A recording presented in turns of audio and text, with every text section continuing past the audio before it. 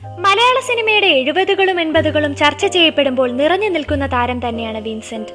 ജോലി ചെയ്തിരുന്ന ഓട്ടോമൊബൈൽ വർക്ക്ഷോപ്പിൽ വെച്ച് അക്കാലത്തെ മുൻനിര നടി ജയഭാരതിയുമായുള്ള പരിചയമായിരുന്നു 1969 പുറത്തുവന്ന് റെസ്റ്റ് ഹൗസ് എന്ന ചിത്രത്തിലേക്ക് വഴിതെളിയിച്ചത്.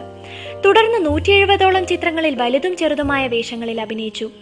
സത്യനും പ്രേം നസീറിനും ജയനും മധുവിനും കമലഹാസനും മമ്മൂട്ടിക്കും മോഹൻലാലിനൊപ്പം വരെ വിൻസെന്റ് അഭിനയിച്ചിട്ടുണ്ട്. മധുവിധു എന്ന ചിത്രത്തിലെ ഡബിൾ റോളും സ്വപ്നങ്ങൾ എന്ന ചിത്രത്തിലെ നായകവേഷവും വിൻസെന്റിന്റെ താരപദവി ഉയർത്തിപ്പണിതിരുന്നു. IV ശശിയുടെ ആദ്യ ചിത്രമായ ഉത്സവം മുതൽ മിക്ക ചിത്രങ്ങളിലും വിൻസെന്റ് സ്ഥിരം സാന്നിധ്യമായിരുന്നു. ജോഷി സംവിധായകനായി ഇറങ്ങേറിയ ടൈഗർ സലീം എന്ന ചിത്രത്തിലെ മുഖ്യവേഷം ചെയ്തതും വിൻസെന്റ് ആയിരുന്നു. ടാക്സി കാർ, കരിമ്പുലി, അച്ചാണി, ഉരുക്കുമനുഷ്യൻ, അഴകുള്ള സലീന, ബ്ലാക്ക് ബെൽറ്റ്, വൃതം, അടിയൊഴുക്കുകൾ, 1921 തുടങ്ങിയ ചിത്രങ്ങളിലെ കഥാപാത്രങ്ങൾ വിൻസെന്റിന് പേര് നേടിക്കൊടുത്തവയായിരുന്നു. 1936 ജനിച്ച് 1991 വിട പറഞ്ഞ വിൻസെന്റ് അവസാനം അഭിനയിച്ച് ശ്രദ്ധ നേടിയത് മമ്മൂട്ടിയോടൊപ്പം ഇൻസ്പെക്ടർ ബൽറാം എന്ന ചിത്രത്തിലായിരുന്നു.